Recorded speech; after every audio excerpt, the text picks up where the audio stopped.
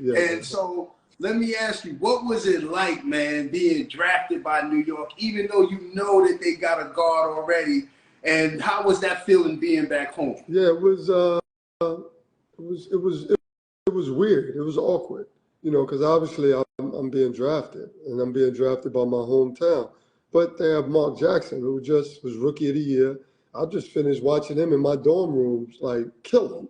And so, Mike, you come out. I want my own team. I want to be the starter and all that. So Mark being there, it was weird just because I wanted to be a starter. And I knew, I got Mark Jackson in front of me, and he had already established himself, rightfully so, deservedly so. And it wasn't like it is now, in these days and time, we could have played together. But back then, it was like point guard, shooting guard, small forward, forward, center, and they couldn't see that.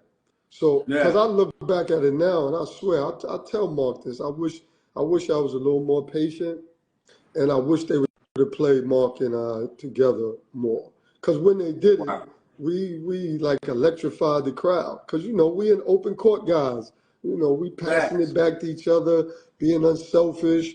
Like those times on the court with him was great, but the time sitting on the bench behind him was frustrating. It was frustrating. Hey, Strick.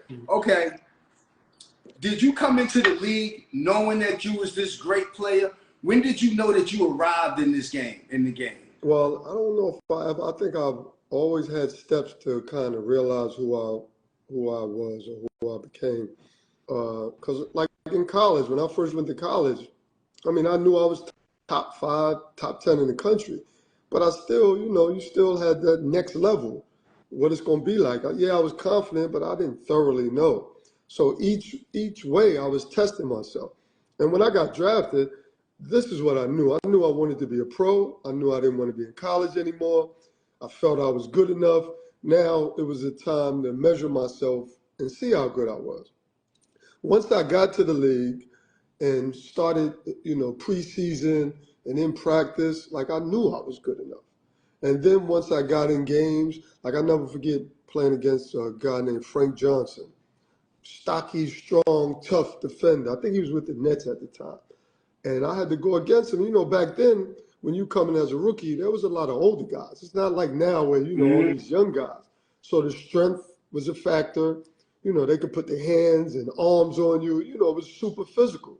So once I realized I knew how to maneuver with that, then I was, I felt super comfortable. And I hate to say it like this, but it almost felt easier than college because the court was more open, right? You had better players, better shooters, so the spacing is different. So now when you drive the lane and you get past one, if you throw that pass, that guy is most likely going to make an open shot. You know what I mean? So it kind of opened the game up a little bit. It's funny because Steph was just on the show last week, and he said something kind of similar in the sense of like playing in the NBA was easier than playing in college. Take us through that transition, like you said, going from college to the NBA, and how'd you have to adjust? Man, the adjustment basketball-wise was not an issue. But even like on and off the court, because to be quite honest, even in college, I probably was doing shit I shouldn't have been doing. Like, you know what I'm saying? Like, basketball-wise, it wasn't an issue. I just think, like, I don't know, how do I say it, man? It was just like a continuation of, like, things, the maturity part. You know what I mean? Trying to figure that part out, right? I don't know if I really knew how to be a professional. The court part was easy.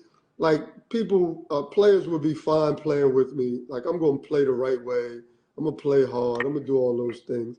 But, the lateness, those types of things, the unprofessionalism is kind of what probably clouded things, Do you think that's what stopped you from being a Hall of Famer? Absolutely. And also limited you from the All-Star games that you deserve to be playing in? There's absolutely no doubt about it.